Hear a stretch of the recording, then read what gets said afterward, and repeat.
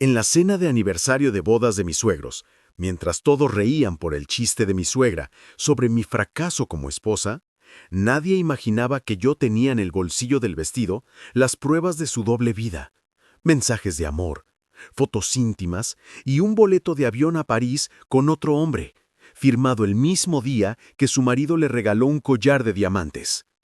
Bienvenidos a Contando lo Increíble, el lugar donde las verdades más incómodas salen a la luz justo cuando crees que has ganado. Si esta historia ya te está poniendo la piel de gallina, no olvides darle like. Suscríbete para que nunca te pierdas un final que te hará cuestionar a quién realmente conoces en tu propia familia. Y cuéntanos en los comentarios desde dónde nos escuchas y si alguna vez has guardado un secreto que podía destruir a alguien o salvarte a ti. Empecemos. La mansión de los Delgado en las afueras de la ciudad no era solo una casa. Era un escenario cuidadosamente diseñado para proyectar perfección. Fachada de mármol, jardines impecables, personal uniformado que se movía en silencio como sombras bien entrenadas. Ahí, cada domingo, se celebraba la sagrada tradición familiar, la cena dominical. Era un ritual al que nadie se atrevía a faltar, porque faltar significaba ser excluido del círculo dorado de los Delgado, una familia cuyo apellido abría puertas en ministerios, consejos de administración y salones de sociedad. Yo, Valeria Mendoza, me había casado con Andrés Delgado hacía 7 años, creyendo que entraba en un cuento de hadas. Pero desde el primer día, su madre, doña Beatriz, me dejó claro que yo no era más que una intrusa de clase media que había tenido la osadía de enamorar a su hijo único. No me lo dijo con palabras directas, claro, lo hacía con sonrisas venenosas, con cumplidos que dolían más que insultos. Qué lindo que te esfuerces con la ropa, aunque no sea de marca. Es admirable que cocines tú misma, aunque la servidumbre esté para eso. Andrés merecía una esposa de su nivel, pero ya está hecho. Al principio lo soporté. Por amor a Andrés, por respeto a la familia, por la esperanza de que con el tiempo me aceptarían. Incluso intenté complacerla. Tomé clases de etiqueta, aprendí a organizar cenas de gala, doné a las fundaciones que ella presidía, pero cuanto más me esforzaba, más me humillaba. En las reuniones me interrumpía constantemente. En las fiestas me presentaba como la esposa de Andrés, sin siquiera decir mi nombre, y en privado sus críticas eran aún más crueles. No entiendo qué vio en ti. No tienes clase, no tienes linaje, no tienes nada que ofrecerle a esta familia. Andrés, atrapado entre su lealtad a su madre y su amor por mí, siempre me pedía paciencia. Es así desde que nací, no la tomes en serio. Pero ¿cómo no tomarla en serio cuando poco a poco sus palabras se convirtieron en mi propia voz interior, haciéndome dudar de mi valor, de mi inteligencia, de mi derecho a estar ahí? Fue en una de esas cenas, hace 3 meses, cuando noté algo extraño. Doña Beatriz, siempre impecable, llegó con ojeras marcadas y una distracción inusual. Su anillo de bodas, que nunca se quitaba, no estaba en su dedo. Y cuando su marido, don Rafael, le preguntó por qué no usaba el collar que le había regalado por su aniversario, ella respondió con una risa forzada. Lo guardo para ocasiones especiales. Pero esa noche, al ir al baño, la vi en el jardín trasero, hablando por teléfono con una voz suave, íntima, que nunca le había escuchado. Te extraño, no sabes cuánto. Al principio pensé que era una amiga, pero la forma en que se tocaba el cuello, la ternura en su mirada, no era de amistad. Empecé a observarla, no por curiosidad morbosa, sino por instinto de supervivencia. Porque en esa casa, la debilidad se castigaba y la información era poder. Y si doña Beatriz tenía un secreto, quizás ese secreto era mi única forma de defenderme. Una semana después, mientras ayudaba a recoger la mesa tras otra cena llena de indirectas, encontré su bolso abierto en el salón del sofá. No lo hice con mala intención, solo quería devolvérselo. Pero al tomarlo, una foto resbaló del compartimiento interior. Era ella, en un hotel que reconocí al instante, el mismo donde Andrés y yo habíamos celebrado nuestro aniversario. abrazada a un hombre mucho más joven, con los labios entreabiertos en una sonrisa de felicidad pura. En el reverso, una fecha, 12 de abril, el mismo día que don Rafael le había dado el collar de diamantes. Mi corazón latió fuerte, no por el escándalo, sino por una revelación fría y clara. La mujer que me había hecho sentir menos que nada era una hipócrita. Y en ese momento supe que ya no era su víctima, era su guardiana, porque tenía la verdad, y la verdad, bien usada, no solo libera, destruye. No fue suficiente con una foto. En el mundo de los Delgado, las apariencias lo eran todo, y una imagen aislada podía descartarse como un malentendido, una coincidencia, una amistad inocente.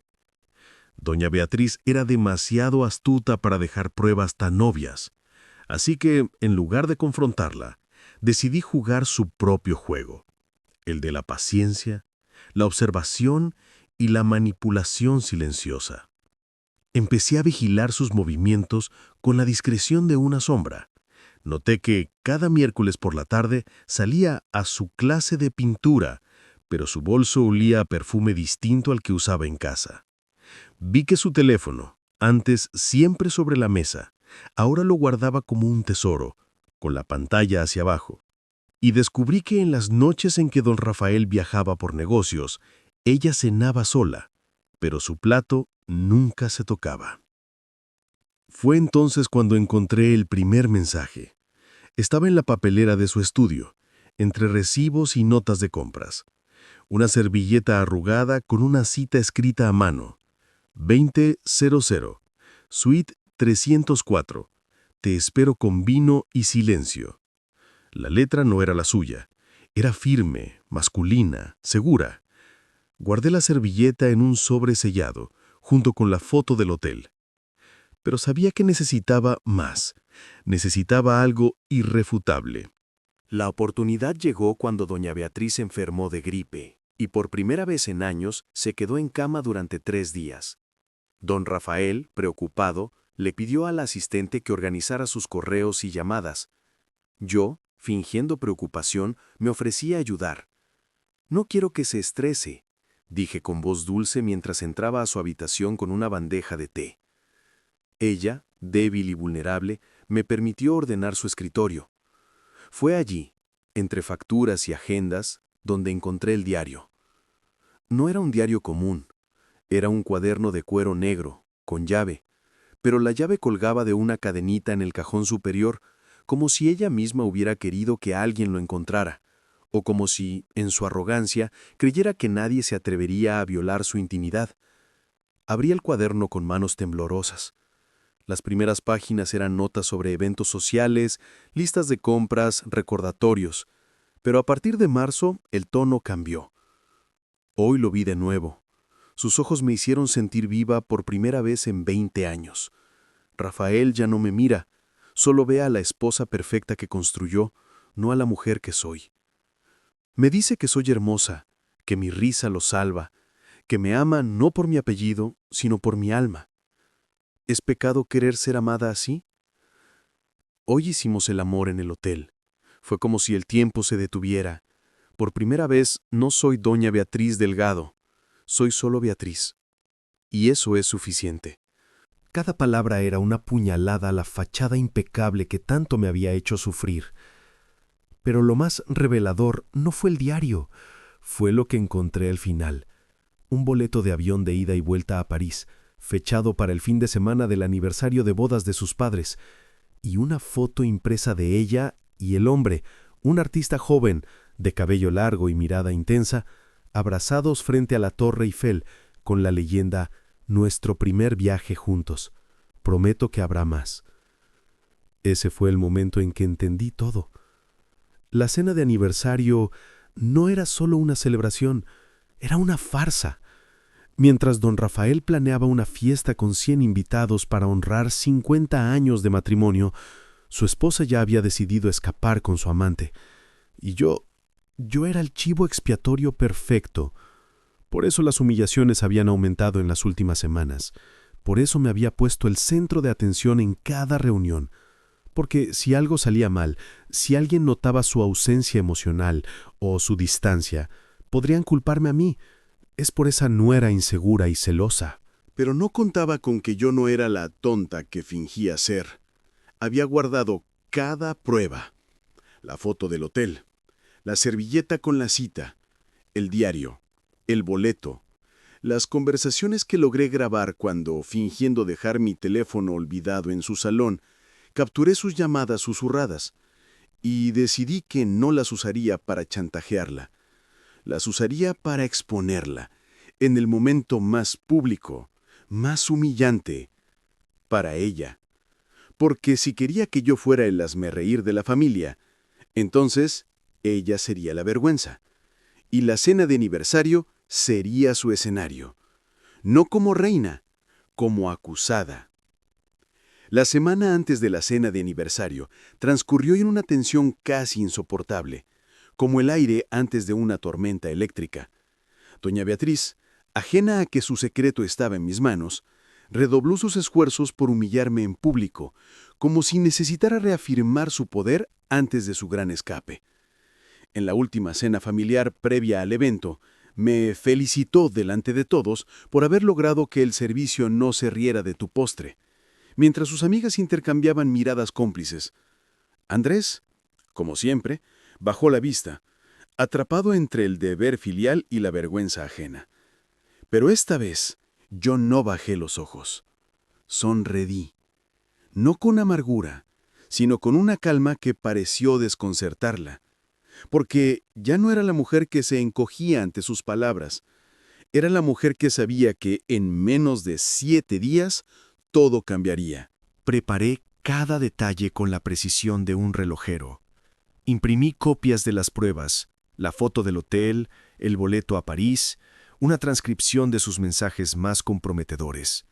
Las guardé en un sobre blanco, impecable, con su nombre escrito en letras elegantes. Lo escondí en el cajón de mi tocador, bajo una pila de pañuelos de seda que ella misma me había regalado con una sonrisa falsa, para que no llores tanto en público.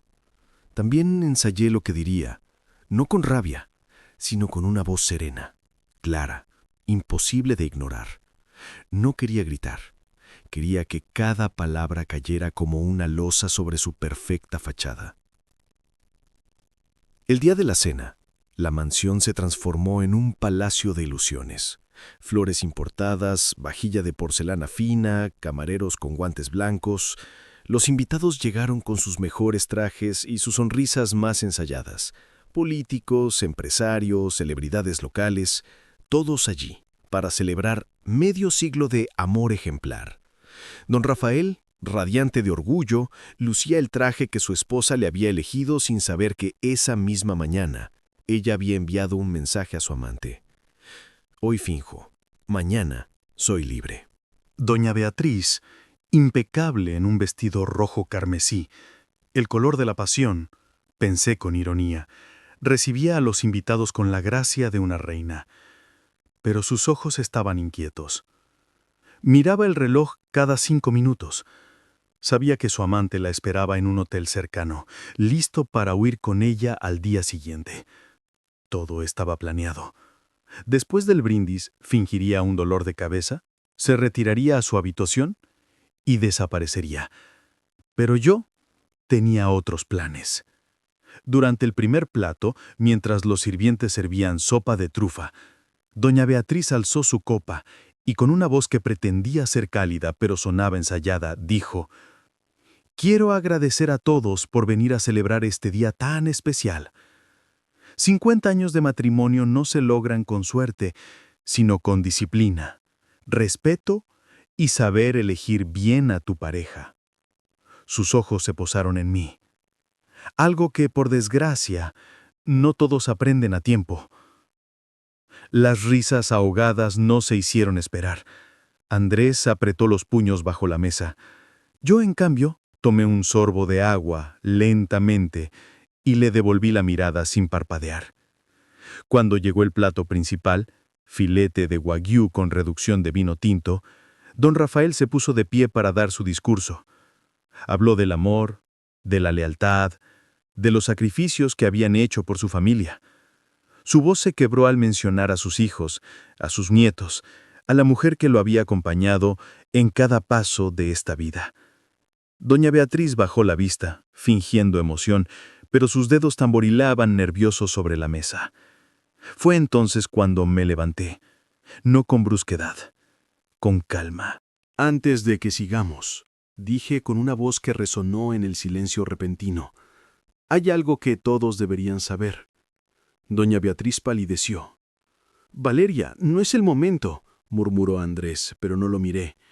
Caminé hasta el centro del salón, saqué el sobre blanco de mi bolso y lo dejé sobre la mesa principal, justo frente a don Rafael. «Feliz aniversario, doña Beatriz», dije con una sonrisa que no llegó a mis ojos. «Espero que disfrutes tu viaje a París». El silencio que siguió más ensordecedor que cualquier grito. Don Rafael frunció el ceño, confundido. «¿París? ¿De qué hablas, Valeria?» «Abra el sobre», respondí, «y descubra por qué su esposa planea abandonarlo mañana, con el hombre con el que lleva meses teniendo una aventura». Los ojos de doña Beatriz se abrieron como platos. Su rostro, antes impecable, se descompuso en una máscara de terror. «¡Mientes!», gritó, levantándose. «Es una mentira para destruirme». «No», dije con voz firme, «es la verdad que tú escondiste y yo guardé». Y en ese momento, mientras don Rafael abría el sobre con manos temblorosas, supe que el juego había terminado. Pero la verdadera explosión aún no había comenzado. El primer grito no vino de doña Beatriz, vino de don Rafael.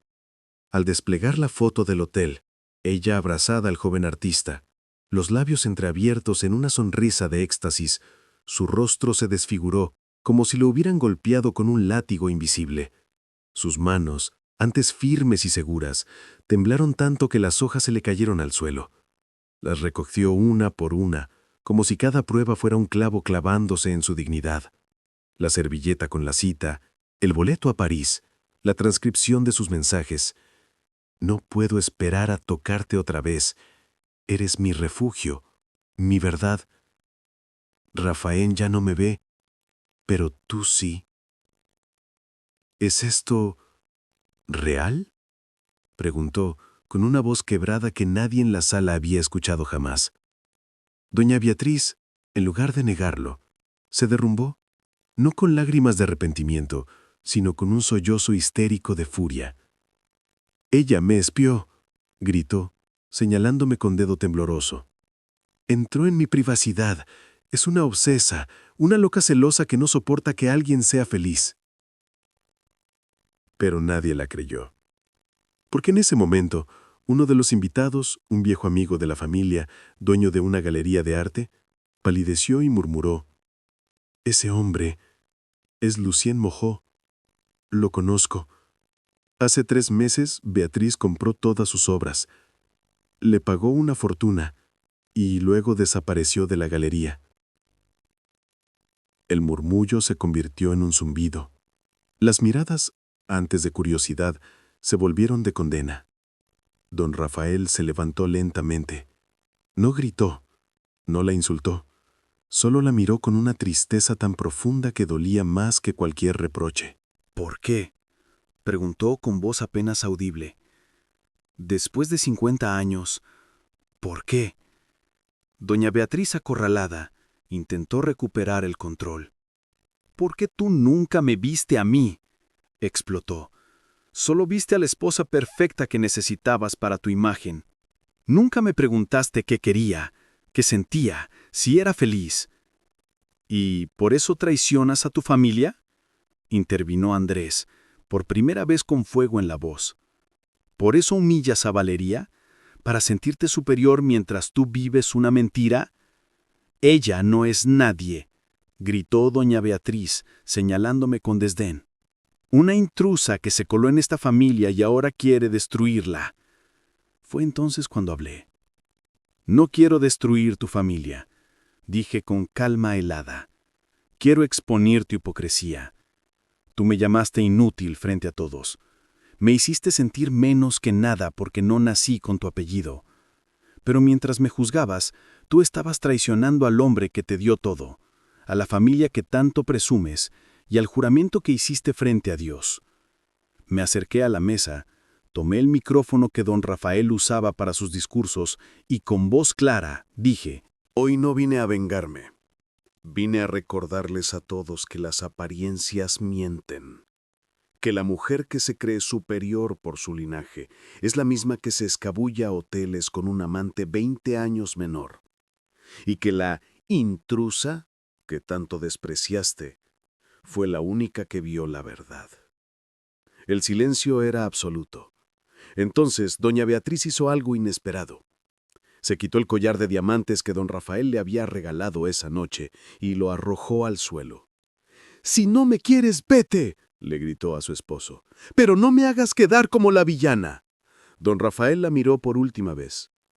«No eres la villana, Beatriz», dijo con una tristeza infinita. «Eres la mentira». Y se fue, no corriendo, no gritando. Caminó hacia la puerta principal, con la espalda recta, como si llevara el peso de 50 años de engaño sobre sus hombros. Los invitados, uno a uno, empezaron a salir. Nadie se atrevió a mirar a doña Beatriz. Algunos me dieron un leve asentimiento, otros una mirada de respeto. Andrés se acercó a mí. «¿Por qué no me lo dijiste antes?», preguntó con los ojos llenos de dolor y admiración. «Porque necesitabas verla con tus propios ojos», respondí. «No como tu madre, como la mujer que es».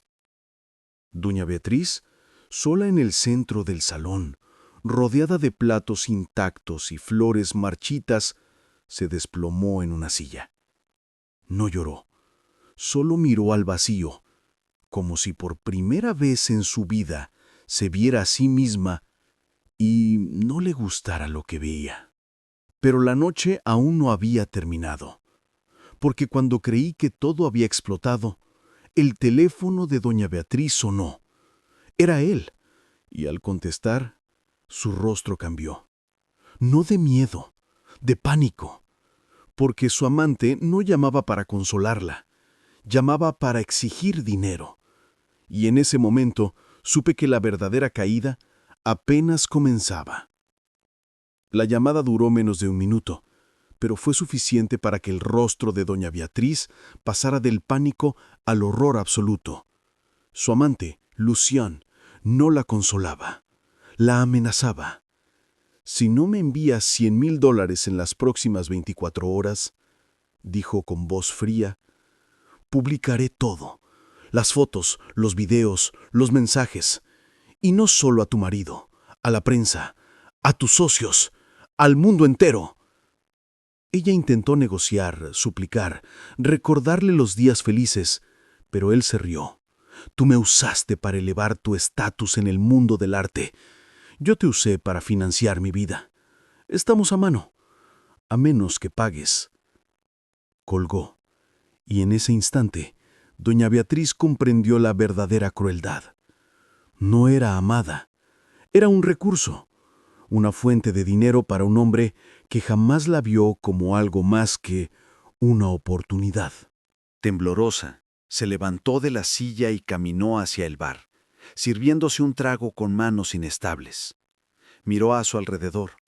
El salón, antes lleno de risas y adulación, ahora estaba vacío, salvo por Andrés y por mí, de pie junto a la mesa, observándola en silencio. No con triunfo, sino con una tristeza profunda. Ella, que había construido su identidad sobre el control, la elegancia y la superioridad, estaba completamente sola. Su esposo se había ido, sus amigos desaparecidos, su amante traicionándola, y su hijo mirándola como si fuera una extraña. «¿Vas a pagarle?», preguntó Andrés, con voz neutra. Ella no respondió, solo se sirvió otro trago. «No tienes ese dinero», dije yo con calma. «Don Rafael controla las finanzas, y después de esta noche dudo que te firme un solo cheque». Doña Beatriz me miró con odio, pero también con algo nuevo. Miedo, porque sabía que tenía razón. ¿Y qué propones? ¿Que me humilles más? Propongo que asumas las consecuencias, respondí. Que dejes de culpar a los demás por tus decisiones. Que dejes de usar a la gente como escalones para tu ego. Ella soltó una risa amarga. ¿Y tú? ¿No estás usando esto para vengarte? No, dije. Si quisiera vengarme, habría filtrado todo a la prensa hace semanas. Pero no lo hice. Esperé hasta hoy, porque quería que él lo supiera. No por destruirte, porque merece la verdad. Don Rafael en ese momento regresó. No entró con furia, sino con una maleta pequeña en la mano. Había empacado lo esencial. Se detuvo frente a su esposa, la miró a los ojos y dijo con una voz que no temblaba: «Mañana mis abogados te entregarán los papeles del divorcio. La mitad de mis bienes será tuya como manda la ley. Pero la casa, las empresas, el apellido, eso se queda conmigo y con mi hijo». Doña Beatriz palideció. «¿Me echas de mi propia casa?» «Esta nunca fue tu casa», respondió él. «Fue tu escenario, y la obra terminó». Luego se volvió hacia mí. «Gracias, Valeria», dijo, con una emoción que apenas contenía, «por tener el coraje de decir lo que todos fingíamos no ver». Asintió, tomó su maleta y salió, esta vez para no regresar. Andrés se acercó a su madre. «Puedes quedarte aquí esta noche», dijo, «pero mañana te irás. No porque te odie, sino porque necesito proteger a mi familia de tu caos». Doña Beatriz no lloró, solo asintió derrotada. Pero el golpe final no vino de nosotros, vino de su amante. A la mañana siguiente, mientras ella intentaba vender joyas para reunir el dinero, recibió un correo. Era de Lucien. Adjunto, un video. Ella lo abrió, y lo que vio, la destruyó. Porque no era un video íntimo. Era una grabación de ella misma semanas atrás en una cena privada con sus amigas más cercanas, riéndose de don Rafael. Pobre viejo. Cree que soy fiel. Mientras él duerme, yo vivo. Lucien no solo la había grabado, le había vendido el video a un periódico sensacionalista. Y en ese momento, su teléfono empezó a sonar sin cesar. No eran amigos, eran periodistas. La noticia explotó en las redes antes del mediodía. Doña Beatriz Delgado, la dama perfecta, expuesta en escándalo de infidelidad y burla pública a su esposo. Las fotos, los mensajes, el video, todo circulaba. Su mundo, cuidadosamente construido durante 50 años, se desmoronaba en minutos. Y mientras el mundo la juzgaba, yo no sentí satisfacción, solo una tristeza profunda. Porque en su caída vi el espejo de lo que podría haber sido yo si hubiera permitido que sus palabras definieran mi valor. Pero no lo hice. Y por eso, mientras ella perdía todo, yo recuperaba mi dignidad. Las semanas que siguieron fueron un torbellino de caos y silencio. Doña Beatriz intentó desaparecer. Vendió lo poco que le quedaba, canceló sus redes sociales y se refugió en una casa de campo que nadie conocía. Pero el escándalo no la perdonó. Los socios de don Rafael la excluyeron de todos los consejos. Sus amigas, esas que reían con ella en las cenas privadas, ahora la señalaban como ejemplo de traición y cinismo.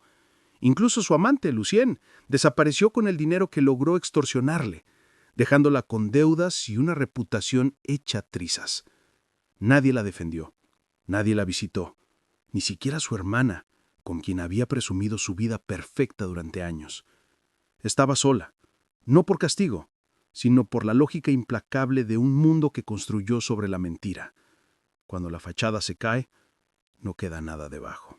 Mientras tanto, en la mansión que ya no era suya, Andrés y yo comenzamos a reconstruir no solo la casa, sino la relación. Por primera vez, hablamos sin máscaras. Él admitió que había estado ciego por lealtad, que había confundido respeto con sumisión y que su silencio ante las humillaciones de su madre había sido una forma de complicidad. Yo le dije que no lo culpaba, pero que necesitaba saber que a partir de ahora estaría de mi lado, no en el medio. Y lo estuvo.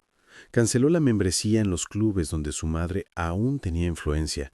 Donó las joyas que ella le había regalado a un refugio para mujeres maltratadas. Y, lo más importante, rompió el pacto tácito de la familia Delgado, el de guardar silencio ante lo incómodo. Don Rafael, lejos de hundirse, floreció. Se mudó a un apartamento modesto pero luminoso y retomó una vieja pasión, la pintura. Empezó a exponer en galerías pequeñas, bajo un seudónimo, y descubrió que sin la presión de mantener una imagen, podía ser simplemente él. Un día me llamó y me dijo: «Gracias por devolverme mi vida. Pensaba que la había perdido hace décadas, pero solo estaba dormida». Pero lo más inesperado vino meses después. Una tarde lluviosa, tocaron a la puerta. Era doña Beatriz. No con ropa de diseñador, ni con maquillaje, ni con su postura altiva. Venía con un abrigo sencillo, el cabello canoso al aire, y los ojos hundidos por el insomnio y la humillación. No pidió perdón, no suplicó ayuda, solo dijo: «Quiero ver a mi hijo». Andrés la recibió, no con los brazos abiertos, pero sin rencor. Le permitió sentarse en el jardín, le sirvió té, y le habló con una firmeza que nunca le había mostrado. «Puedes visitarme, mamá, pero no puedes volver a ser quien eras. Si quieres estar en mi vida, tendrás que ganártela, como persona, no como madre». Ella asintió, y por primera vez no discutió. Con el tiempo empezó a cambiar. Voluntariado en un comedor comunitario. Terapia. Cartas escritas a mano a don Rafael, no para pedir perdón, sino para asumir su responsabilidad. Nunca se reconciliaron, pero, al menos, ya no había mentiras entre ellos.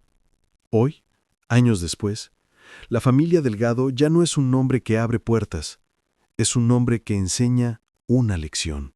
La gran lección de esta historia no es que la venganza es dulce, ni que la verdad siempre triunfa. Es más profunda. Es que el mayor acto de poder no es destruir a quien te humilla, sino negarte a convertirte en lo que ellos creen que eres. Durante años, doña Beatriz intentó hacerme sentir pequeña, insegura, indigna, y en lugar de hundirme en su juego, elegí observar, guardar, esperar, no por maldad, sino por dignidad, porque entendí que mientras reaccionara con rabia, seguiría siendo su marioneta. Pero al actuar con calma, con pruebas, con verdad, me convertí en su juez y en mi propia salvadora. Esta historia nos recuerda que las personas tóxicas no siempre gritan. A veces susurran veneno en cenas elegantes, disfrazan el desprecio de consejo y usan la tradición como arma. Pero también nos enseña que nadie tiene el derecho de definir tu valor, que el silencio no es debilidad, sino estrategia, y que a veces la forma más poderosa de responder a la humillación no es con un grito, sino con una pregunta. ¿Y tú? ¿Quién eres para juzgarme cuando ni siquiera te conoces a ti mismo? Porque al final no fueron sus palabras las que me quebraron, fue mi decisión de no creerlas. Y en ese acto de fe en mí misma, nació no solo mi libertad, sino mi verdadera fuerza. Gracias por acompañarnos en esta historia de dignidad, verdad y empoderamiento. Si te conmovió el viaje de Valeria, no olvides darle like. Suscríbete para seguir descubriendo relatos que te recuerdan que nunca debes permitir que nadie defina tu valor.